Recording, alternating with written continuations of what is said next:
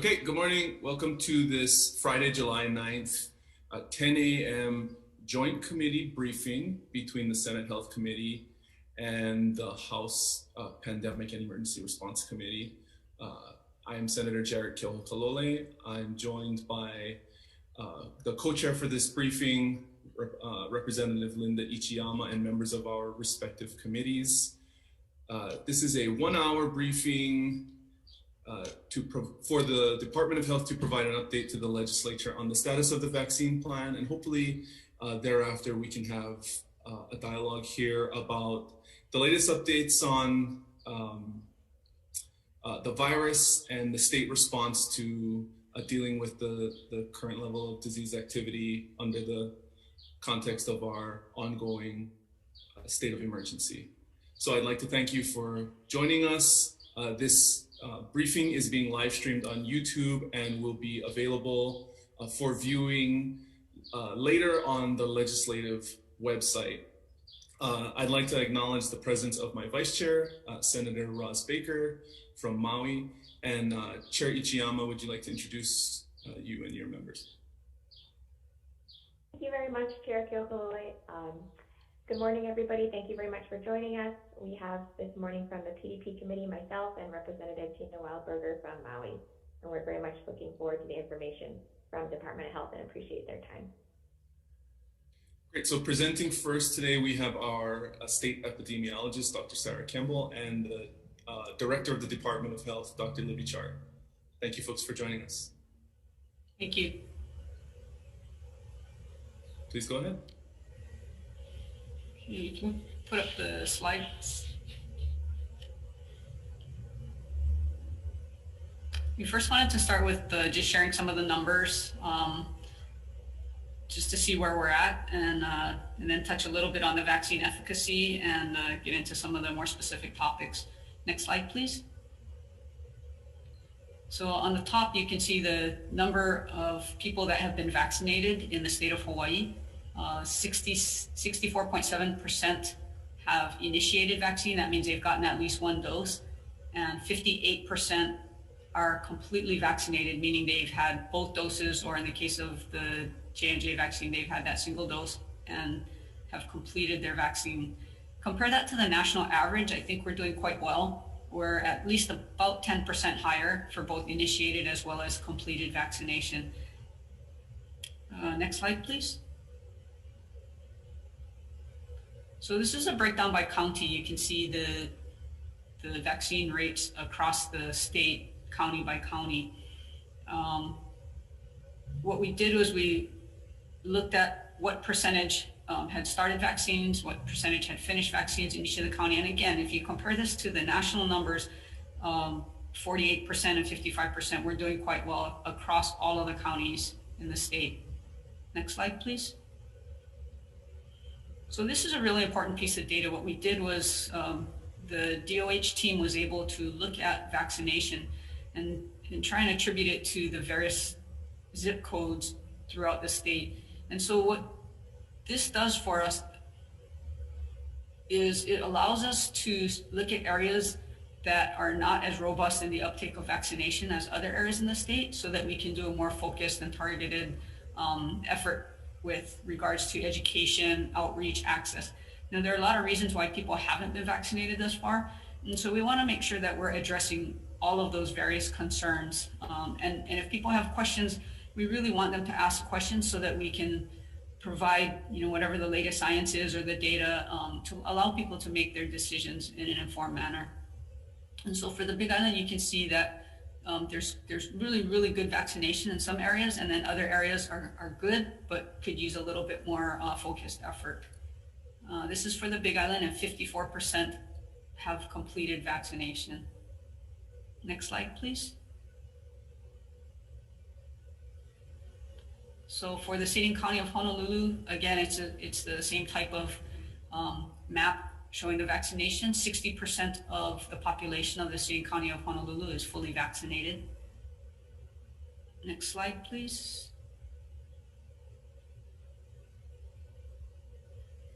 Here it is for Kauai. Next slide. and this is for Maui County. And I think really remarkable of note is that if you look at Lanai, and you look at that island, there 70% of the population is completely fully vaccinated, and in Hana, 70% is fully vaccinated, and that's really, really important. That's going to make a difference in those communities, and that's what we're striving for statewide. Next slide, please. So if we look at the vaccine progress to date, we're trying to get to 70%. I know there's been a lot of question about that. So we're almost at 60%. We're at, I think, to roughly 58 point something percent as of this morning. So we're doing well, we're making progress. Vaccination efforts have slowed a little bit, which is kind of what we expected. There was a big rush initially, and we were very grateful for that. And then over time, we have to make sure that we're doing a bit more outreach and being more focused in our efforts to get vaccination out to people. So it's slowing. We want to keep up at least, we did, I think, about 20,000 doses last week. It had been as high as 90,000 doses at the peak, and we've been running at about 40,000 doses, now trailing down. We're about 20,000 doses this past week. If we can get 169,000 more people out of our 1.4 million fully vaccinated, we'd get to 70%. And of note is that of that population that we still need to get vaccinated, almost half of them have already gotten their first shot. So if we can, in the next 3 weeks, we would expect that those who have gotten their first shot will get a second shot. That'll give us about a 5% boost. And so really it's going to be another 5% that we really need to get 2 doses into. And if we were able to continue, and that's what we're hoping for, and what we're really trying to do, is to vaccinate at least 20,000 people per week, that'll take us another roughly 8.5 weeks. We would reach 70%. Next slide, please. So there have also been some questions. As you know, yesterday there was a change in the Safe Travels program. So where it had been that those coming from the continental US and other domestic travelers had to get a approved test within 72 hours of arriving here from a trusted testing partner in order to be exempt from the from the travel quarantine. And so that was pretty popular, and a lot of people were taking us up on that offer. And as of yesterday, those who are vaccinated within the US and the trust territories can now use their vaccination card and upload that into Safe Travels as another means of being exempt from having to quarantine when they arrive here. And I think people were asking about that, and it's that because we're up to just about 60% of our population being vaccinated, we know that we have a larger percentage of our population that's protected. And so that's why we're able to accept cards from those who are vaccinated outside of Hawaii. Next slide, please. And next slide. This speaks to the efficacy of vaccines. And I think this is a really interesting point that we're saying, and it's out there, but I think we're not saying it the right way or not saying it loud enough. But if you look at people who had to be hospitalized for COVID in the month of June, there were 116 individuals. When we look at those individuals who are hospitalized, the vast, vast majority of them were not fully vaccinated. Most of them weren't vaccinated, and some had received 1 shot but hadn't gotten their second shot yet. So if you look at those who are in the hospital, primarily they are not vaccinated. And if you look at all cases that we've had in the month of June, or just even cases overall since we started vaccinating, almost all the cases we're seeing nowadays are in individuals who are not yet fully vaccinated. And I mean, said another way, I think if you're vaccinated, it really, really protects you. The chances of you catching COVID, if you're fully vaccinated, are significantly less than those who are not vaccinated. Next slide, please. So I think people are also hearing of something called breakthrough cases, and we have had about 290 breakthrough cases since we've started vaccination. When we talk about breakthrough cases, we're talking about people who are fully vaccinated, who have had both doses of their shot plus 14 days to ramp up the immune system. So they should have the maximal protection against infection. We've had 290 cases, which some people say, well, that kind of sounds like a lot.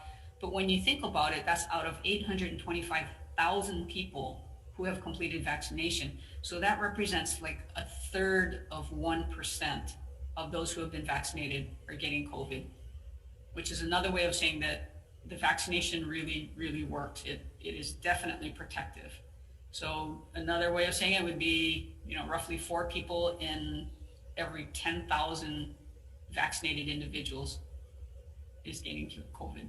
Very, very small numbers. We know the vaccine is safe. We know that it works to protect you. Next slide, please. So some people would say, well, if you can still get COVID from, even after you've been vaccinated, then why bother? And the answer to that is that it's possible to still get COVID, but again, as the numbers in the last slide showed, it's very, very unlikely. Compared to numbers in the last slide showed, it's very, very unlike those 0.03% of the population that got COVID. The risk of severe illnesses goes way down, and the risk of death goes way, way down. The other thing is that for people who have been vaccinated, if you come into contact with somebody, if you're part of a cluster where you're exposed to somebody with COVID, if you're not symptomatic, you don't need to quarantine. And so that means fewer days that you would miss school or miss work. And that's really significant for a lot of people. Next slide, please. I'm going to turn it over to Dr. Sarah Campbell, who is the state epidemiologist. Thank you. So here we can talk about vaccine approval for children. Next slide, please. So the FDA is for the Pfizer EUA currently covers those who are 12 and above.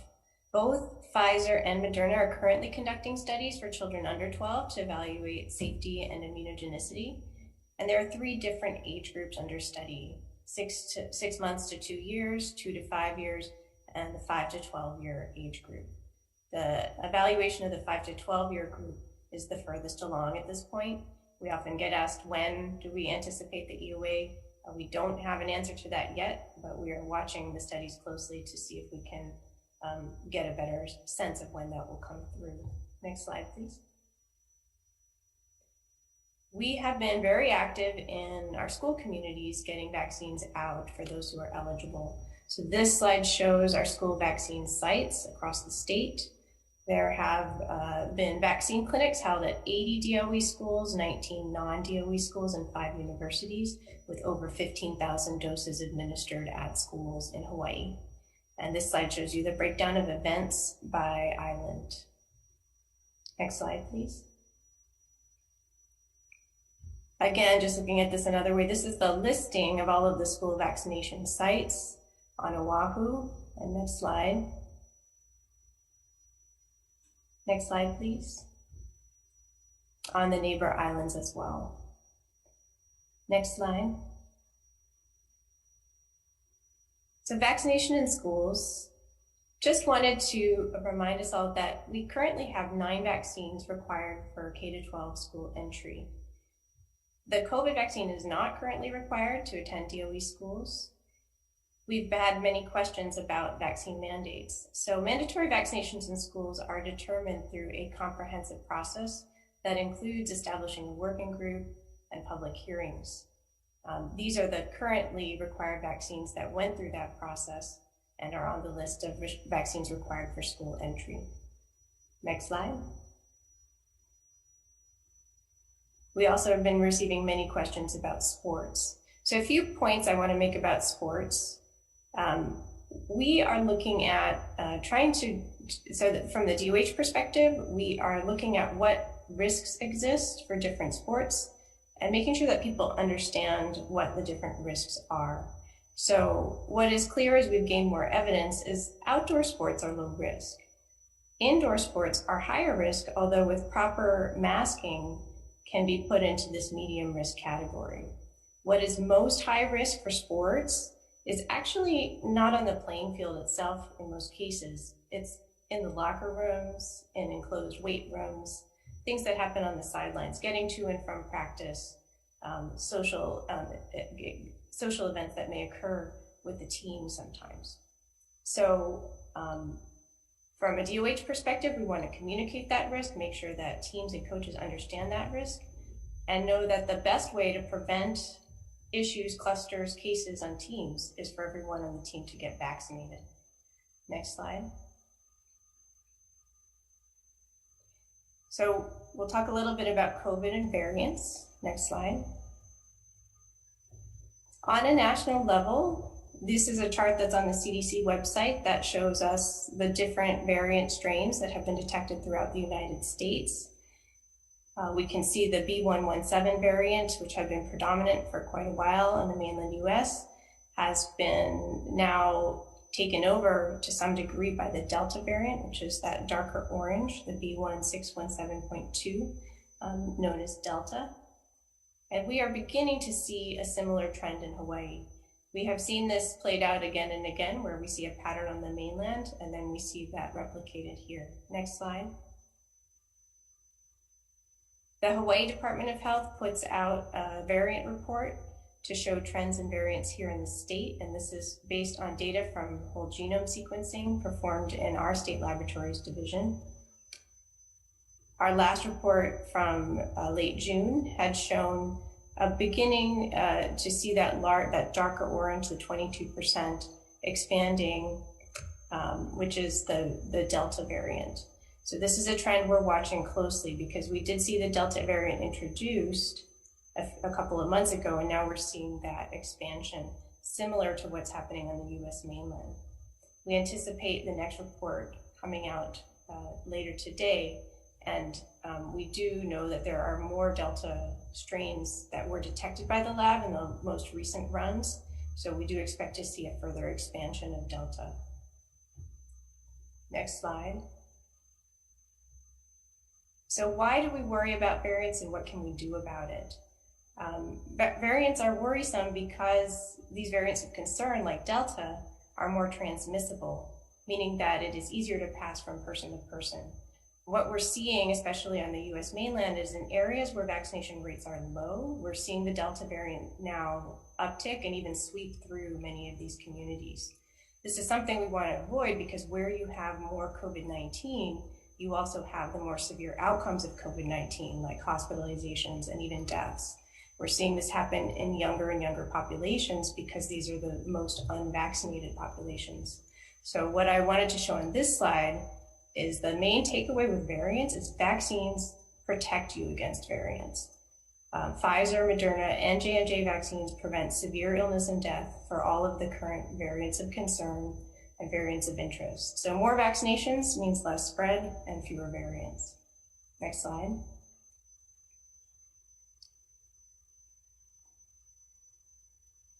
Oh, Dr. Char, you're on mute. Dang, hate when I do that. This slide is just to remind us that we don't get to choose what constitutes herd immunity. That's a function of the virus, and it's definitely linked to how transmissible the virus is. So that's why we're so concerned about some of the variants, because if they spread more easily, then we will need a higher percentage of our community to be vaccinated in order to be protected. And I forgot to mention earlier, when we talked about the zip codes and the maps and what we've been doing, there's been a lot of work between the Department of Health and community partners. We have, I think in the month of June, we had over 390, about 400 different vaccine opportunities statewide.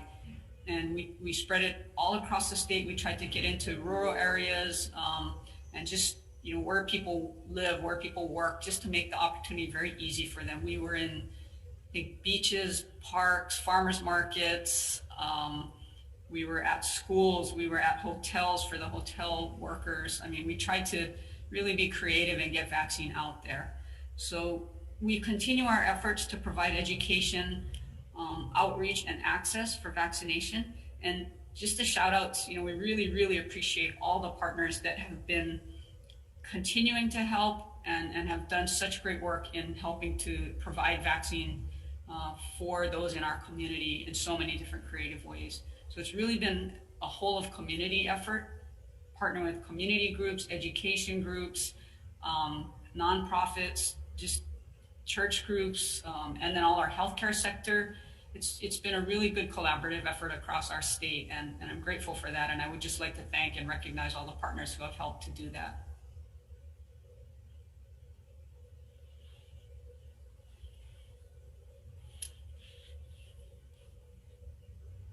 Okay, is that it? Okay.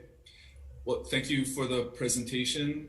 I'd like to acknowledge the presence of Senate Health Committee members, Senator San Buenaventura from the Big Island, and I believe we also have Senator Favela on, maybe not on video. So with that, I'd like to open it up to questions. And as we've done in the prior 3 vaccination briefings, we'll alternate between the chambers. So Chair Ichiyama, defer to the House first. Thank you very much. I think I see Representative Wildberger has her hand raised.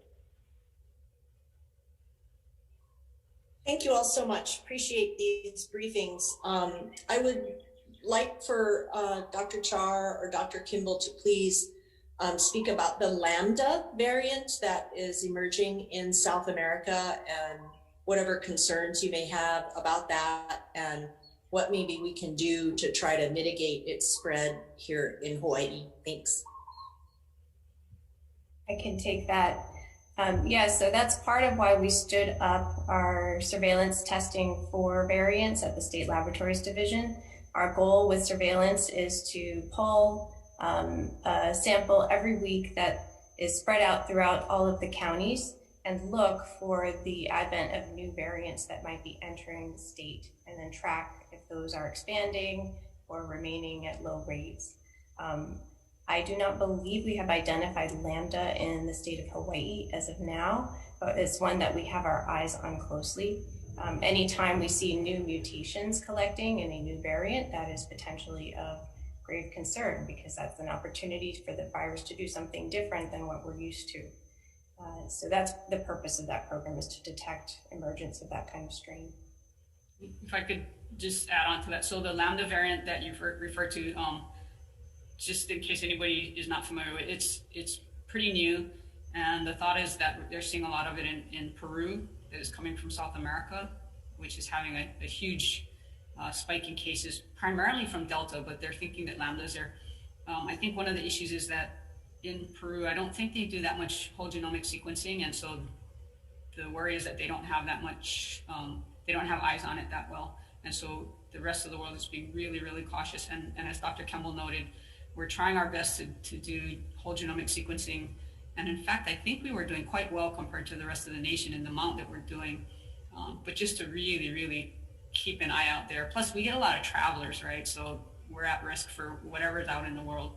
Things that end up in California seem to end up in Hawaii pretty quickly. So we're very wary, but we're trying our best to keep our eyes open and be real proactive about it. Thank you so much.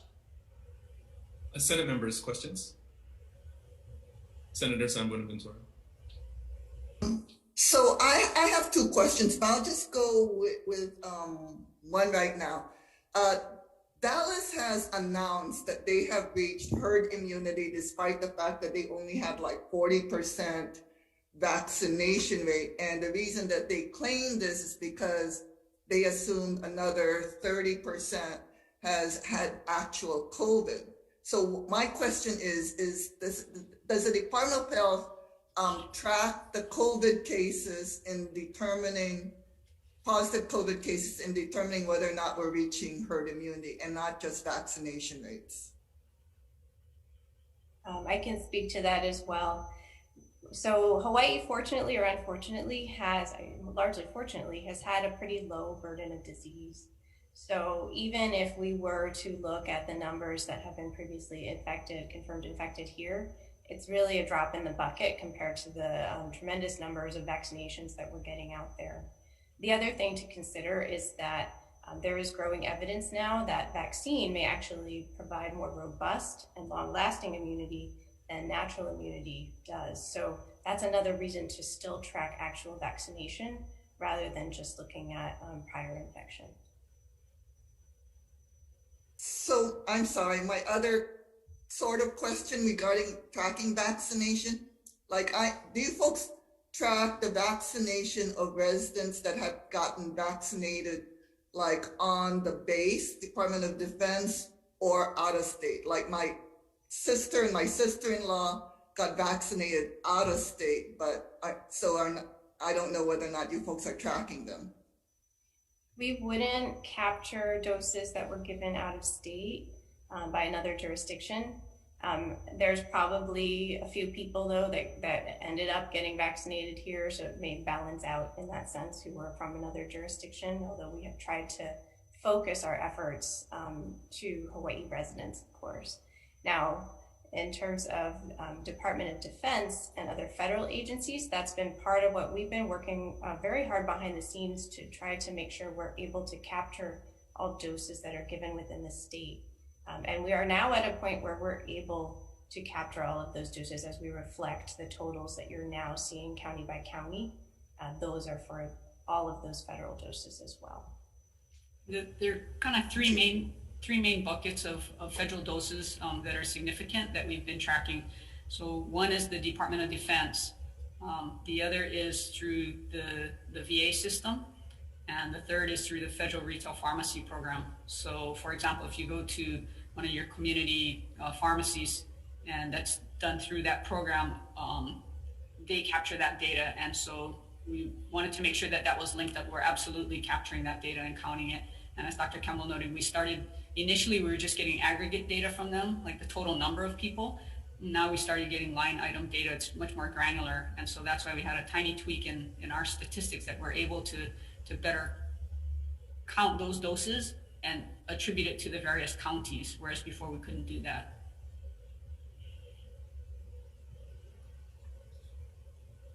Okay, thank you. Cherry Chiyama.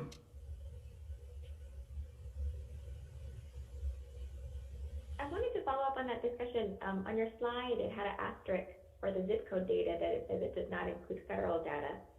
So what piece is missing, I guess? Yeah, that's I realize that slide may be confusing and we may need to tweak that, but the actual zip code level data is still representing jurisdiction and pharmacy doses only, because we have received some line level data elements, but not all for some of the federal doses. So while the totals that we're reflecting right now are accurate totals, when we do that breakdown by zip code, we lose a little bit of resolution. The zip code data, I think, is most important to look at the relative vaccination rates, because even with those additional small proportion of doses, it probably won't change the relative, which zip codes are most vaccinated and which zip codes are least vaccinated. And so we felt that resolution, although we'd like to get it, doesn't change sort of the planning that you can do around that information to see that, okay, these are the zip codes that may need more help to get up to the vaccine coverage that we'd like. Now that you have the zip code data, just to follow up on that, can you tell us how are you targeting those zip codes where there might not be as many people who have vaccinated, like the 30% zip codes? What we've been doing is tailoring some of the... Can we bring up, excuse me, I'm sorry. Can we bring up the slides while we're having this question answered? So what we've been doing is trying to pivot some of the ads, the social media, radio, to make it appropriate for the various zip codes. We've been doing more outreach and mobile vaccine teams to go into those areas and trying to, see if it's just to be sensitive to that area, and where do we need to have more pop-up vaccine sites. Maybe we need to vary the hours so that it's convenient for people before or after work or on the weekends, and just look at where we need to focus efforts more. But the efforts are coming through social media, ads, radio, that kind of thing, as well as the offerings that are there, as well as really trying to reach out to community groups that are in those areas, so that they can help partner with us. And if, again, partner with them just do you have ideas on education or how best to reach the other members in your community? working with the pharmacies in the area that are static, that have like a fixed site, and then also trying to build in more events to try and draw the community out. And if it's a matter of education or whatever, can we set things up so that we can provide education, have question and answer, things like that. That's primarily how we've been going about it.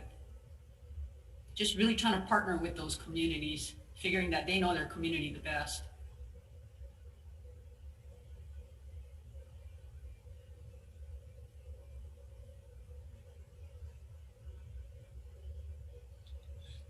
So, Chair, if I can ask a follow-up off of your question, so I'm looking at the maps here with the zip code delineation, and you look at these maps, and these are covered by, a lot of these lighter colored districts are covered by members on this briefing right now.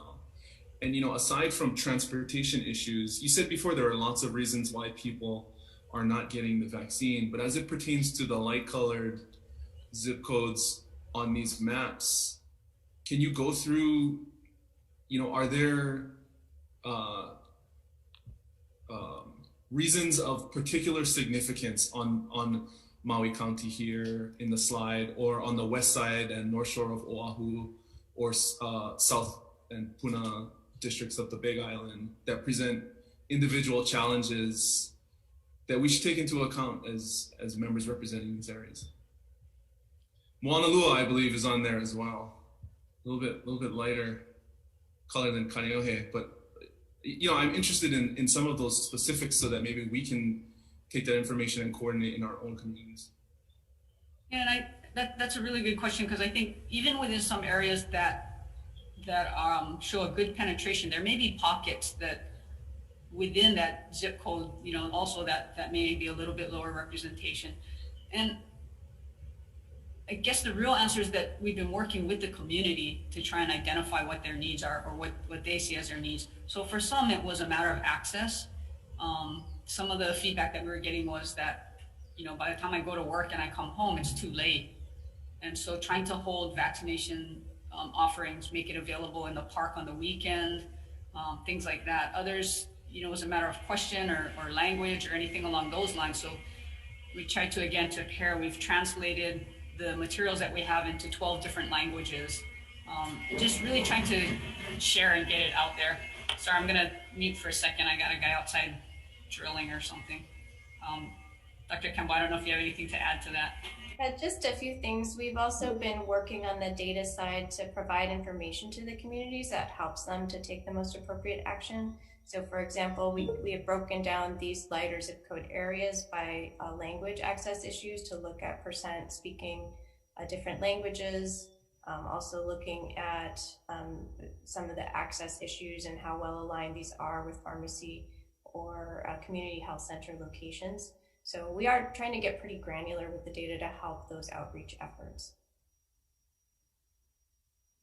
Okay, thank you. I believe Senator Baker, you had a question?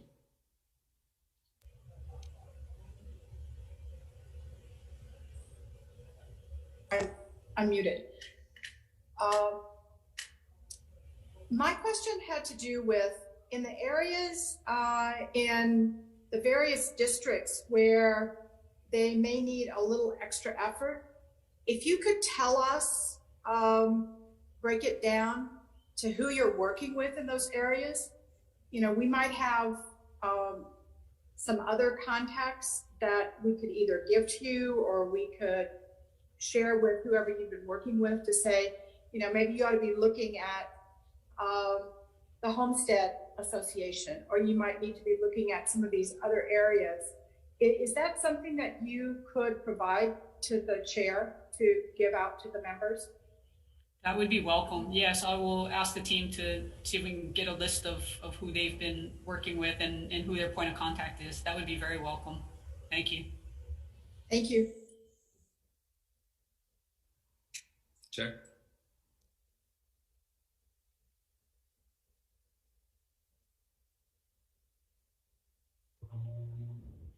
I have a question, if we could switch topics a little bit to the slides, Dr. Campbell, that you covered on athletics.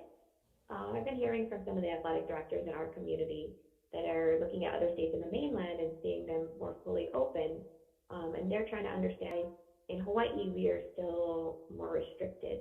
Is there an explanation that I could share with them to help them understand how we are looking at the risk factors in reopening school sports? Thanks, Representative. So the Department of Health is supportive of getting students and team members back out to play. We just want to make sure that it happens safely. And we are learning more about what the specific risks with sports are. And so that's what if you can bring up that slide again, that's what I'm trying to convey on that slide. We did release initial youth sports guidance back in January of this year, which we will be updating now that we have additional updates from the CDC as well.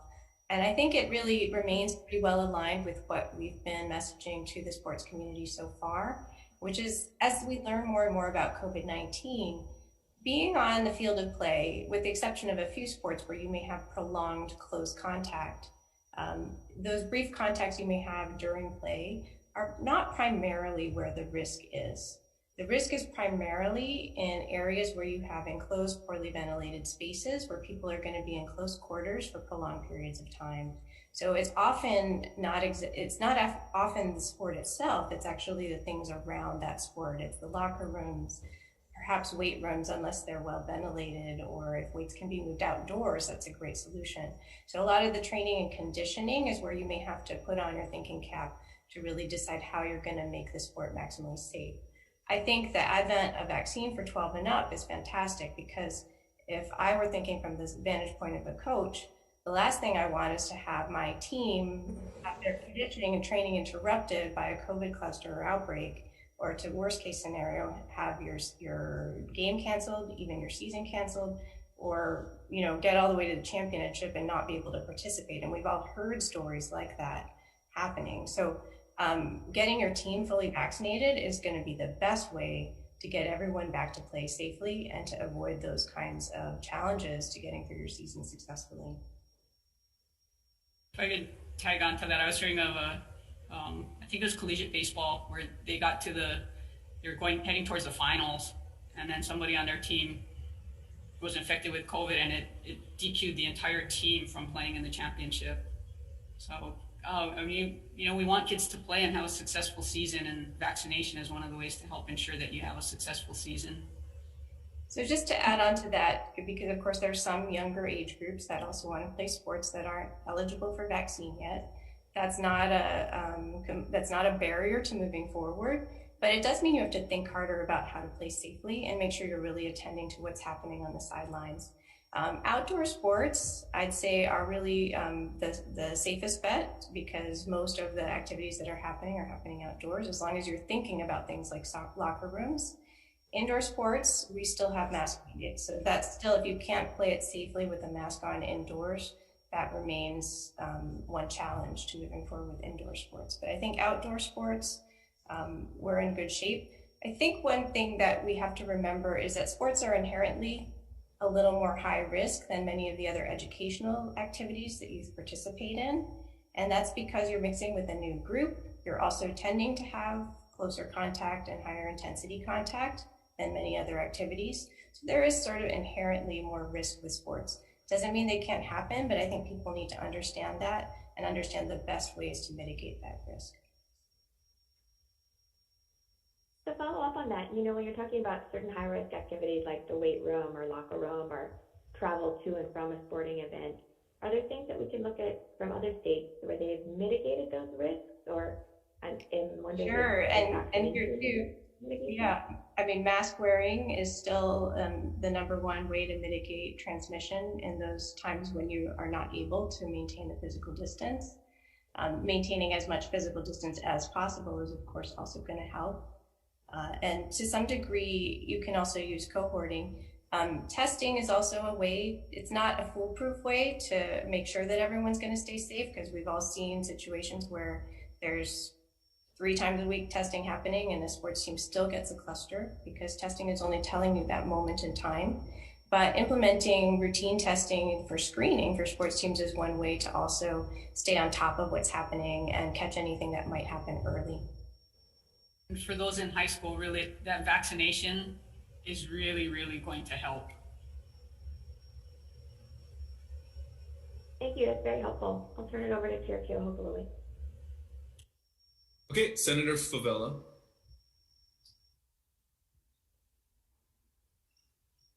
You're on mute. We talked about a couple of things we talk about in the vaccine. Which the public that's not privy to media or even newspaper and TV, the ones that is really skeptical about having this vaccine because you're putting a microchip in my body. You're taking my DNA, and there's all kinds of stuff out there, especially in the Hawaiian community, not having actual data. So this is the thing that the media plays upon, and social media is letting them know that because most of the vaccines supposedly wasn't FDA approved, rolling out, and then with the kids from, I forget what age, 12 and up, having risk factors. We already know that one of them was a heart complication and never due to the vaccine. But how are we going to be hitting these areas hard and really educating them, not just through social media and TV, but really letting them know that this is not a dangerous vaccine, that this vaccine, can really help your family. There's a lot of stuff going around the community, and when I tried to explain to them that I got them a while back, and my dad got them before me, and there's no complications and side effects, but they're still believing all their write-ups. How can we go about educating these guys outside of that? The same thing as Senator Baker was saying. How can we find out the agencies that is going out there so that we can kind of double and triple up and working with them to help educate them that this is not the only way, but this is one of the smartest ways to curb the coronavirus and hurting our family and friends. I mean, what more can we do as elected officials? Well, you hit on like a million different really important topics there. I think first is just to educate people that the emergency use authorization is a process that was put into place to make sure that things are done safely, that the vaccine is safe, and also that it works. They didn't skip any steps between the EUA and what would be done for a full approval. So it's the same process. They just don't have full approval yet, in part because that takes a lot of time to be able to see, to look at things 6 months or however much longer to really know that it's truly safe, even that far out from getting the vaccine. And I think you absolutely keyed in on it, that I can go talk to a bunch of people and say it 100 times and it doesn't, they're still kind of skeptical of it. And so what we've been trying to do is to work with the community leaders and who is the voice of that community. And if we can share information with that person and answer whatever questions they have, then they in turn can go back to the rest of the community that really does have a relationship and a trust, and they listen to that community leader. And if that person helps to educate, then the message might be received a little bit better. And then as Senator Baker was keying in on, if we could share with you who it is our team is working with, who are the points of contact and whatnot, and connect, we would welcome the help if you had other ideas of, other community leaders, or hey, go talk to this guy, or, this person's really key in the community. That would be very helpful. You also asked a question about myocarditis. I'm going to let Dr. Campbell handle that because she explains it a lot better, but that has to do with inflammation of the heart. And there were some really rare cases that were seen in teenagers linked to them getting vaccine. And we absolutely have looked at that up, down, sideways, and backwards. And still, it's safe and reasonable to vaccinate people, but I'm going to let her touch on that just a little bit. she explains it better. Sure. So we have seen, especially in younger adolescent or young adult males, reports of brief inflammation around the heart, which is what myocarditis is, after vaccination. It's really quite rare. It's just occurring in a very small number of those who get vaccinated out of the millions that have been vaccinated in those age groups. But I think the important takeaway there is those cases, as we've heard them reported, are self-resolving and brief, and people go on and do fine after that. And you have to weigh that against the risk of getting COVID-19 itself, which even in those younger age groups, while they tend to do better with COVID, we still do see people hospitalized in those age groups, even, you know, between 1% to 3%. So if you had 100 young adult males, you're still going to see maybe 3 of them hospitalized, and sometimes with very serious hospitalizations, ICU admissions, and long-term effects. So you're talking about a really severe illness potentially against a mild self-limited effect that only impacts a very small number out of those millions that have been vaccinated. So that's the kind of balance of risk that we're trying to communicate as we talk with the public about vaccines. I think we need to be honest about the side effects and about some of the adverse events that have been seen, but also put them in perspective. And I think the biggest perspective that I take away is looking at all the vaccines out there. This is one of the best studied and safest, most effective vaccines in the history of humankind. So I think that's really a message that I would like to get out there. And I think as you're, you know, hinting at, really the best thing that we can do is combat the misinformation with facts. Chair, just one more. So earlier, you guys spoke about the numbers of cases of people that had the virus and built-in immune systems, and then you're saying that the vaccine is much better for the being immune to the virus.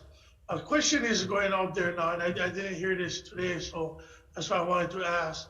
So now I've been vaccinated. How long does the immune system last in my body? Do we have because people are saying that, oh, you get your shot, the next year you got to get a shot, follow-up shot, just like the flu shot every year. Is that true? I can speak to that. So we, at this point, have not heard any indication from the pharmaceutical companies or from CDC of a specific timing need for a booster dose. It is being studied, and I think the concerns are mainly around kupuna at this point, and other individuals who might be particularly vulnerable because of weakened immune systems. I think those are the groups where there's the most concern that some kind of follow-up shot may be needed to give maximal protection, and that's still being studied. But right now, immunity has remained robust for those that have received the COVID vaccines to date. So we will be watching. Yeah.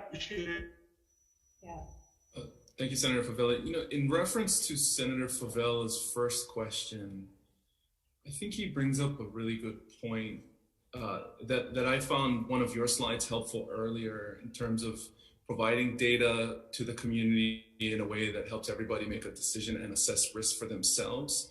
Many of us have no problem going to Las Vegas, for example, and losing 6 and 10 hands at the blackjack table the whole time we're there.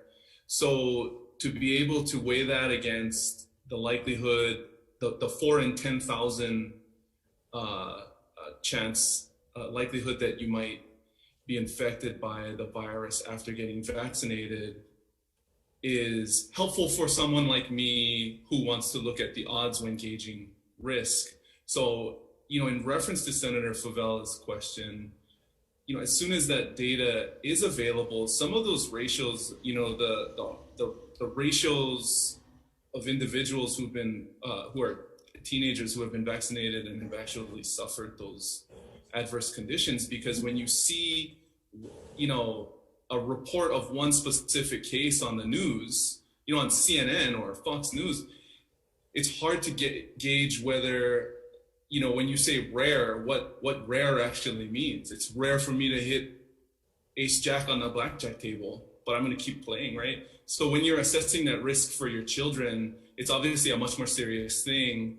And that type of data I would find particularly helpful at the point in which, you know, the science and the reporting is able to allow you folks to make those types of,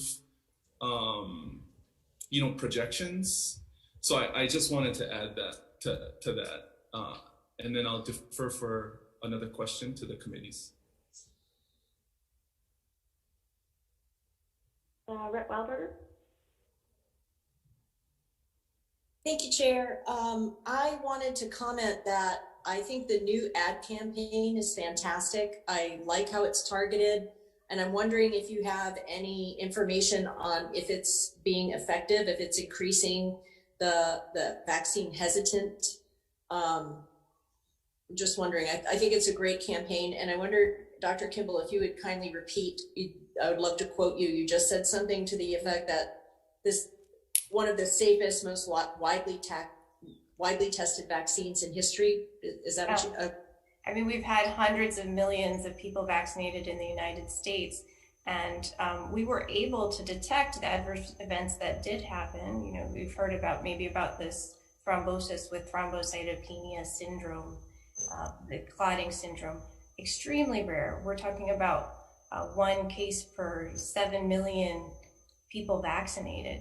And our system was able to detect that. So I don't want to, you know, cover up where adverse events do occur, but I want to point out how effective our modern systems are at detecting those kinds of events and making sure that we know about them and can respond to them in real time. And that's what the CDC was able to do that's what happened with that pause with J&J, to make sure that clinicians knew about the syndrome, how to treat it effectively, and what to watch for. And that's something that's really impressive to me with our current national system for vaccine safety. I think this is one of the most studied and scrutinized vaccines, and it has shown through all this scrutiny that it is remarkably safe and that it works. Thank you, Chair.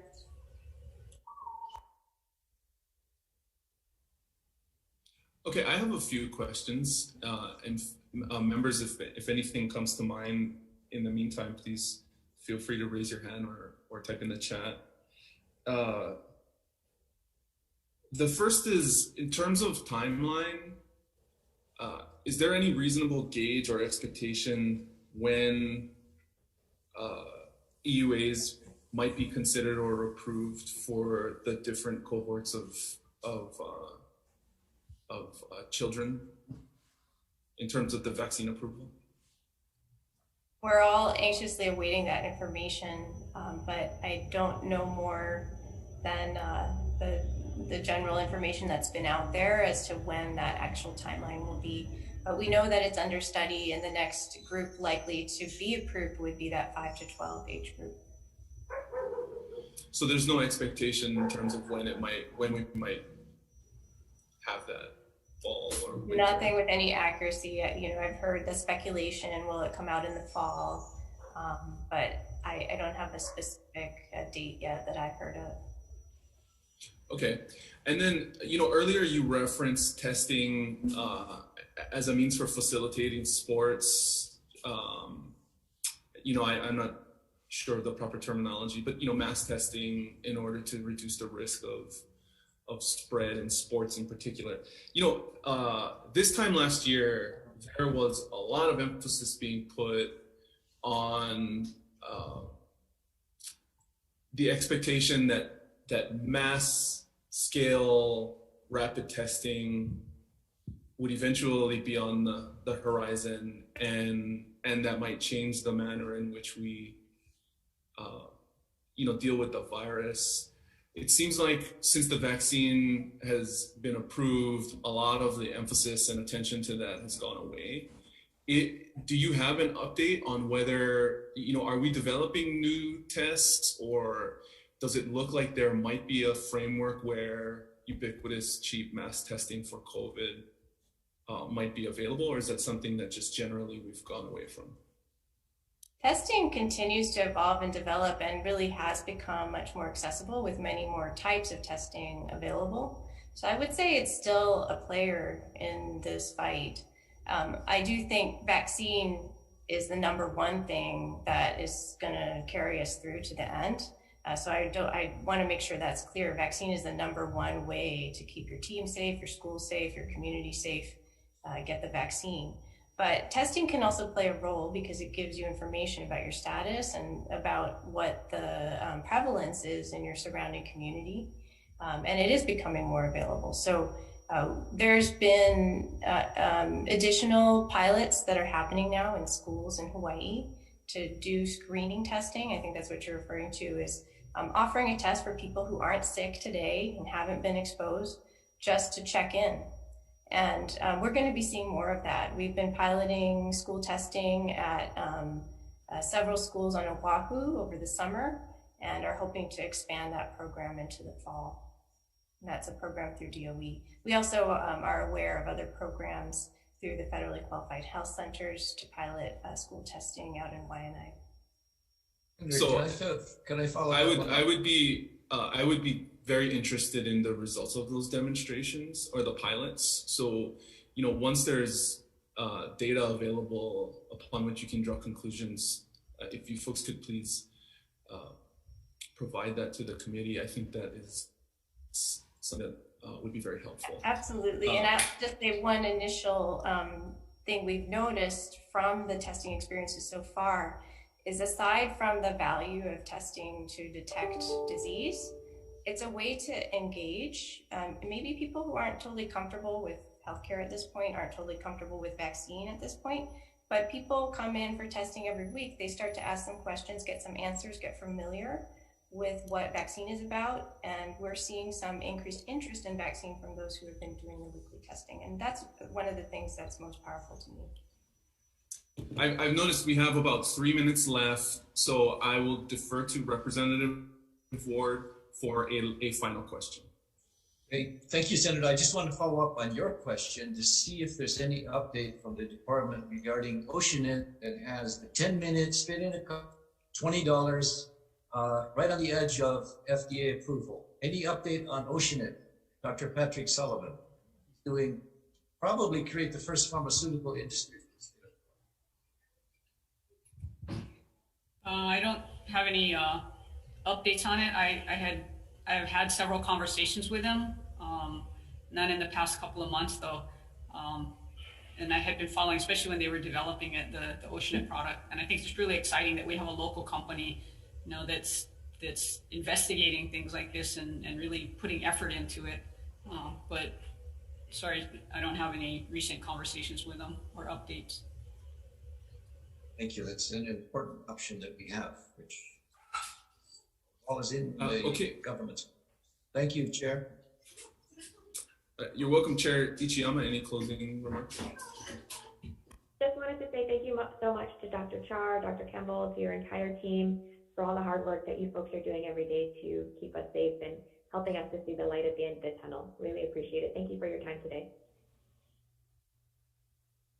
Thank you. And Chair Ichiyama, thank you again for allowing us to work together on this joint briefing.